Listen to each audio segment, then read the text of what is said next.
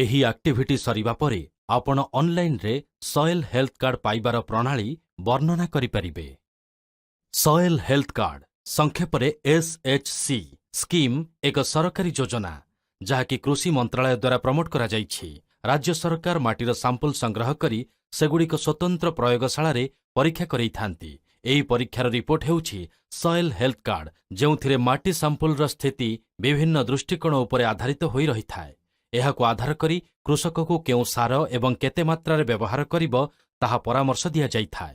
ଏହା ବ୍ୟତୀତ ଏହା ମାଟିକୁ ଉନ୍ନତ କରି କିପରି ଅଧିକ ଶସ୍ୟ ଅମଳ କରାଯାଇପାରିବ ସେ ବିଷୟରେ ମଧ୍ୟ ପରାମର୍ଶ ଦେଇଥାଏ। ସଏଲ୍ ହେଲ୍ଥ କାର୍ଡ ପାଇବା ପାଇଁ http://soilhealth.dsc.gov.in ସାଇଟ୍କୁ ଯାଆନ୍ତୁ ଏବଂ print your soil health card ଲିଙ୍କରେ କ୍ଲିକ୍ କରନ୍ତୁ। ବର୍ତ୍ତମାନ ଆପଣଙ୍କ ରାଜ୍ୟ ସିଲେକ୍ଟ କରନ୍ତୁ ଏବଂ କଣ୍ଟିନ୍ୟୁ ଉପରେ କ୍ଲିକ୍ କରନ୍ତୁ। ପରବର୍ତ୍ତୀ ସ୍କ୍ରିନ୍ରେ ଷ୍ଟେଟ୍, ଡିଷ୍ଟ୍ରିକ୍ଟ, ସବ୍ ଡିଷ୍ଟ୍ରିକ୍ଟ, ବ୍ଲକ, ଭିଲେଜ ଇତ୍ୟାଦି ସିଲେକ୍ଟ କରି ସର୍ଚ୍ଚ କ୍ଲିକ୍ କରନ୍ତୁ। ସେହି ନିର୍ଦ୍ଦିଷ୍ଟ ଏରିଆର ସମସ୍ତ ଚାଷୀଙ୍କର ମାଟିର ସାମ୍ପଲ ଲିଷ୍ଟ ସେଇଠି ଦେଖାଯିବ।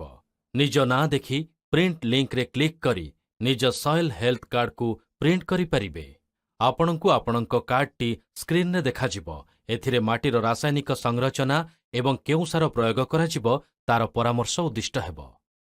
ଅତଏବ ଆପଣ ଦେଖିଲେ ଯେ କୃଷକମାନେ କିଛିଟା କ୍ଲିକ୍ କରି ଜରୁରୀ ସୂଚନା ପାଇ